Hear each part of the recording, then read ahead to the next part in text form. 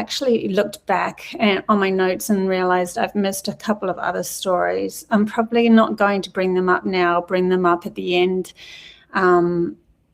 of this, just to catch up on those stories. But because this story, I wanted to really focus on my interaction, my visitation from the Anunnaki. This happened, I feel, because it was about 2005 when I was getting a lot of waking up to a lot of beings coming to my room, and doing a lot of the stories that I'm only really covering the major ones. I've had a lot of in-between things that have happened to me, night after night of visitations and things. But in 2005, I decided to take the reins. Hey, Karina. I'm just going to do my life story today, so I'm not really doing chat, but love that you're here. So, back in 2005, I had so many visions that I took the reins, and they asked me if I'm to take the reins to ask a question. And at that time, I couldn't really think of too much, but I remember thinking of the school system and the history and whether that was for real or not. And I did pose the question, is humanity's history real? I was willing to empty my cup of everything. And if the school system was right, the school system was right. If it was a crazy-ass history, it was crazy-ass history, whatever. And I didn't realize till many years later that they had been four beings had been visiting me, giving me their versions of their reality in an energetic and dream and through all sorts of different ways. So I'd already covered the Palladians, and I'd already had some form of visitation from the reptilians as well, which really gave me the strength to realize I can handle quite a bit. So they actually made me stronger.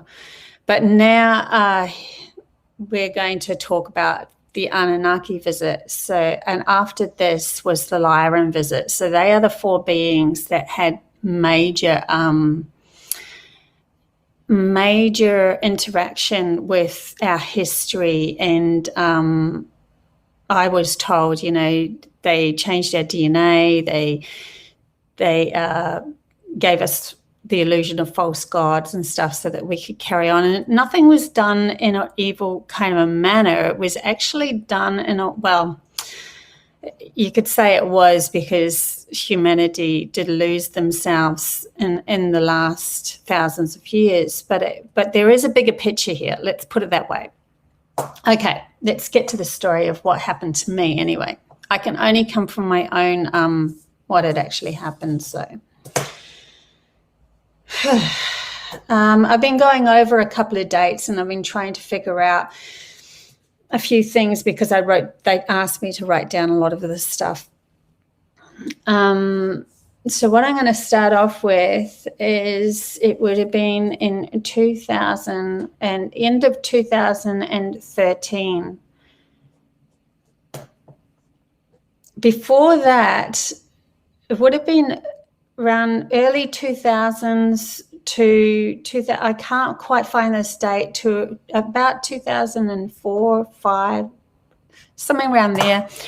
I did, and I probably actually said this one or before in a previous story of my reality life story. I had my whole window implode inwards, and I had these four angelic beings coming in my room, and I sat up and said, "They're coming, not just yet." And I had this kind of angel song going around in my head. And that is relevant, I feel, to the Anunnakis that came, because there were four angelic beings, and they're saying they're coming soon. They're arriving soon is what they said. So it was in 2013, so quite a few years later. I'm just looking at my notes. I woke up, I started seeing 444 everywhere. And I knew that this meant something because I'd already been shown a book years and years ago with and angel messages 444. When 444 comes, there's some sort of message coming your way. So that day, I took my girls to see their dad, and on the way to dropping them off, which I'd done this trip many, many times, I literally saw 444 everywhere, every signpost, every phone number, following cars with registrations with 444. It was literally, I saw it about 6 times in this one journey. And I came back and I said to my girls, oh, I think there's a message coming, because that's pretty full on, seeing that many 444s in one trip. And then the next night I woke up and I saw outside my bedroom window an orange UFO. And it wasn't like, it was a light, like a light forming that UFO disc shape. So it was a ball, a orange ball with the circle saucer disc shape around it, like it was the light pretending to be, like the light was morphing into that shape, sitting just in the trees outside my bedroom window. And I sat up and saw it. And, you know, I see things that others can't see. So I went back to sleep, thought, okay, that's profound. I went back to sleep, and the next morning I woke up and I saw on my Facebook, I was living in Mullaney at the time, another person from Mullaney said, actually said to me, sorry, I'm just going to just shifted something, actually said online that, did anyone else see the orange UFO last night? And then my jaw just went, because that means that it wasn't just me that was seeing it. It was an actual physical UFO that was outside my bedroom window that night. So that is like, okay, that's pretty profound. That doesn't normally happen. And then the very next night, I woke up to 4 huge, I was living in a house, a very old house. It was 100 years old. So it had extremely tall ceilings. And I saw 4 huge beings in my room. Now they were cloaked. They had a cloak over their head, and they had, all I could see, because it was very shaded, very dark, and I didn't see features of the face or anything, because they had these cloaks over them, and their hair was dark and curly, like long and wavy or curly, and they were huge. And you know, for 4 of them in my room at one time, it was pretty, holy crap, you know.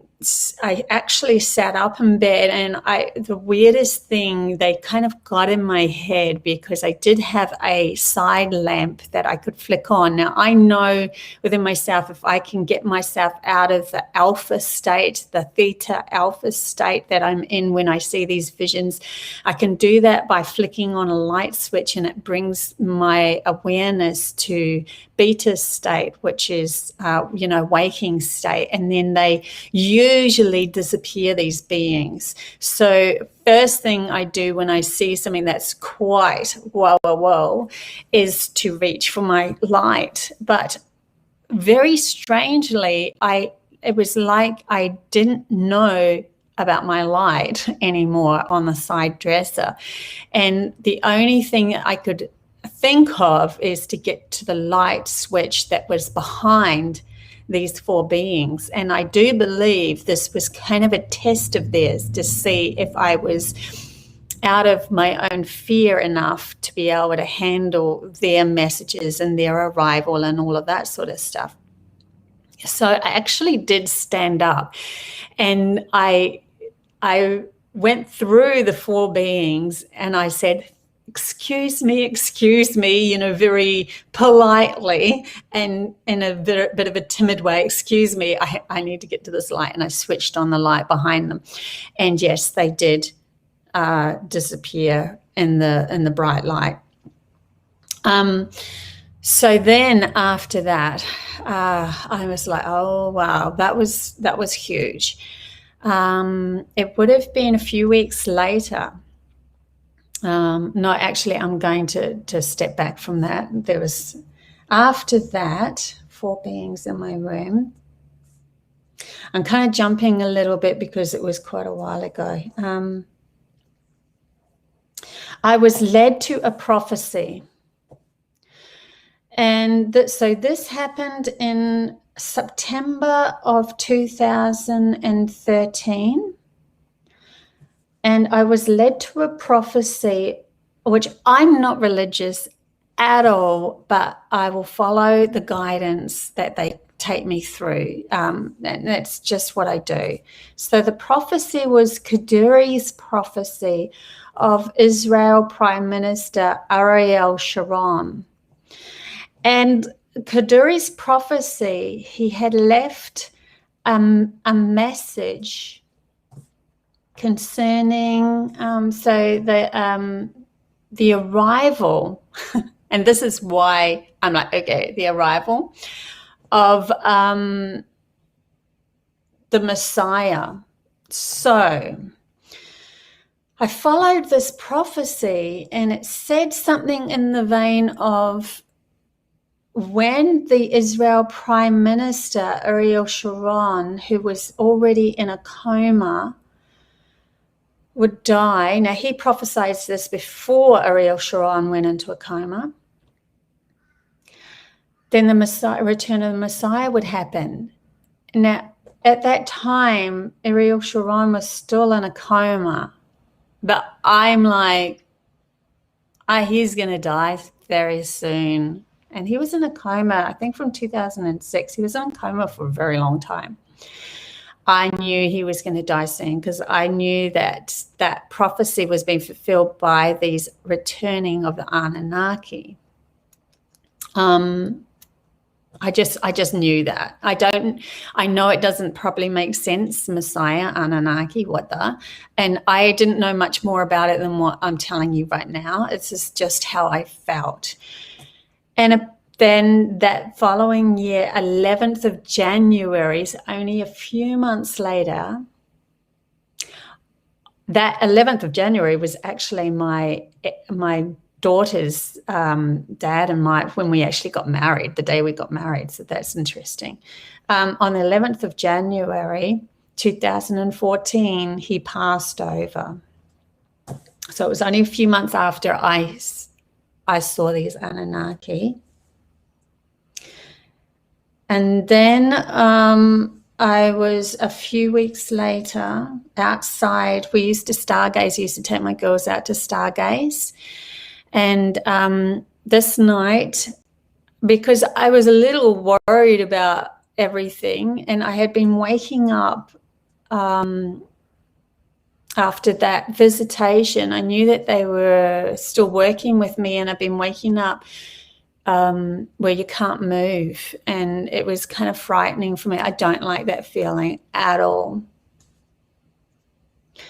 So I did ask them about that, and I had actually been given a dream of them coming into my dream and just saying hello, but it was so booming and so overpowering that they were telling me, look, our energy is too overpowering for you in the reality that you are right now. So they kind of put me to sleep when they took me, and then would download information and then bring me back. And then I couldn't move when I came back, still under, their kind of initiation process or whatever it is, anesthetizing process or whatever it was. I asked them to stop that because I didn't really appreciate it. But they did show me after, because there was a little bit of fear there, obviously.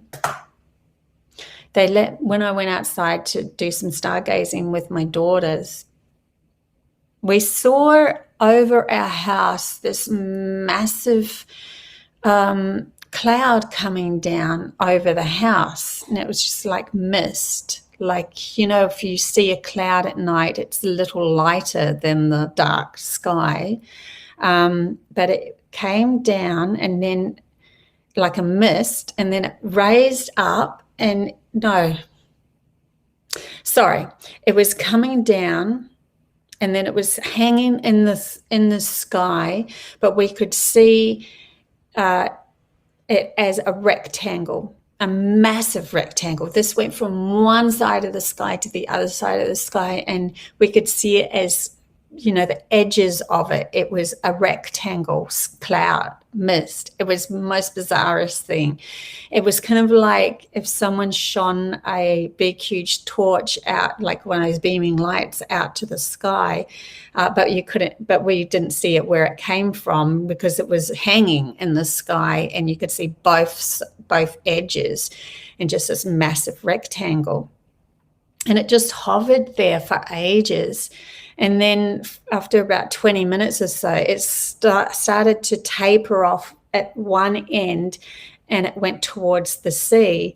And it kind of looked like a comet or some sort of asteroid entering the sky. But we saw it as this huge, clouded, cloaked rectangle. I would have to say ship, something, but it didn't look like, it was very see-through-y at the time, like light. And then it, you know, moved towards the sea, and then it tapered off, and that photograph was photographed and put in the newspaper. So I then also got to show you what I drew straight after I saw the Anunnaki too. So then I was told that next night, that's how safe you are, that's how protected you are. So I felt very protected after that, and I wasn't afraid anymore. This is the picture that I drew. It's got a couple of marks on it. After this comet Ison connection. This is the picture. It's got comet Ison connection written on it. Must have wrote that there for a reason. It's the 13th of October 2013, so soon after the Anunnaki. So this is, I'll just try to get that straight for you, what I drew. So we have, it's a kind of like a duality thing with a message. You know, I really feel it was the ship that came down, and it's bringing new information from the Anunnaki, and they are now realizing that we are on an evolutional growth. We're on a new pattern and a new earth coming towards us. See, they've told me since that they've realized the lesson that they went through. Sorry about the marks here. I think it's actually a bit of Marmite. But anyway, just to give you a bit of a close-up of the bottom of that, and the markings in here. So yeah, they've actually told me that they've learnt a valuable lesson from us, that they realized that for those thousands of years ago, when they actually came to bring us out of because we were coming out of the Atlantis stage of learning from our right brain, and we're going into the stage of learning from our left logical brain and letting that be in charge for a while. They came on board to be our leaders, and they prophesized to be gods. And the funny thing is, the message that Kaduri's message that he actually let people, he said, you're not to open this until the death of Ariel Sharon. It actually said, concerning the letters of his name, he shall lead his people and prove that the world and the law are valid. And the name that they had, that they interpreted, was the Messiah, was Yeshua. Yeshua was manipulated into Jesus, the name of Jesus. It actually meant Joshua to begin with, and then they didn't have the word for it, SH, so they changed it to S, and it actually reverted to Jesus. There's this kind of manipulation of the name itself that happened over the years. And so because I always thought that up till then that Jesus would have been a Palladian because he had that energy of Palladium. Now I'm starting to realize maybe he's the mixture of the Palladian and the Anunnaki, because that's what humanity is. We have both the left and the right hemisphere. We have the consumerism of the reptilian and the Anunnaki, and the controlling sector of the Anunnaki and compartmentalization of that. And then we also have the intuition and the imagination and the creative Lyran Palladian kind of feel. So I'm feeling that Jesus, Joshua, whatever, whether he's one person or many, I'm not sure, but he's representing humanity in itself and the potential of humanity in itself. So I see it as, because they're saying that Jesus was a son of God, and that's the name given, Yeshua, which was meaning Jesus. If he's the son of God, and the Anunnaki were actually pretending to be gods, they actually told and convinced humanity that they were gods. But we all know that God is everything now. So there was this big, huge lesson that came from that.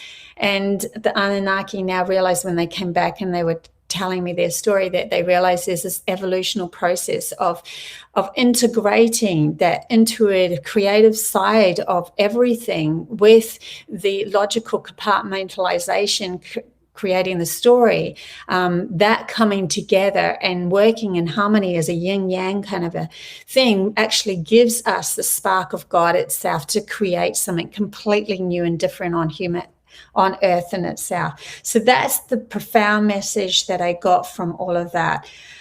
Whew. Okay, I wanted to at least give that side of the story. They realize, that them pretending that they were gods and all that was all just part of the story. It gives them credibility as well to the whole, the journey of humanity. And as we shine our light, they realize that it was all necessary for us to learn. So there's a lot more to this story than, what just the Bible says, or what just, there's just a lot more to the story. The next story I'm going to bring up was the visitation I got from the Lyrans. Which I'm a little bit hesitant to do, because there's some personal things that came out of that visitation, and it's kind of, everything I do and say to you through these stories is way out there, but this is fairly personal. Maybe in the next few weeks I'll get the courage and feel like I'm directed to tell that side of the story as well, because it is part of the whole. And I did get visitation from Palladian, Reptilian, Lyran, and Anunnaki for purpose, for a reason, to share with you more information that was coming through. So I'll probably have to do that story sooner or later. I've just got to get over that personal part. But anyway, I will see you all guys later, and tomorrow I will be back as well with my connection to the elemental world, which won't be on the live story. That will be in a different live. And also I do have some classes. I have the classes with Quantum Elite classes that are held now on Sunday, Monday, depending on what part of where you're at. And they are done through, depending on when you actually see this, obviously, they're done through Facebook. So Facebook, you'll get the link, and then you can go on my class, and I'm bringing through the new earth and all the new vibrations and stuff like that. So, okay, bye.